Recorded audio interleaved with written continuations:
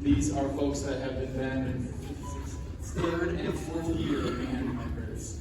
We got 3 songs for you tonight. The first is Gentle Song and Jubilation by Richard Saucedo.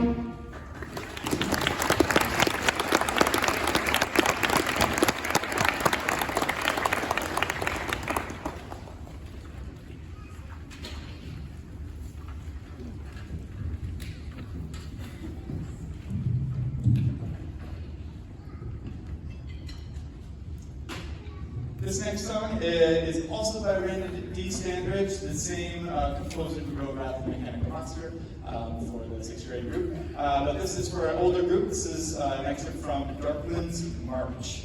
This is march style, kind of a European march style.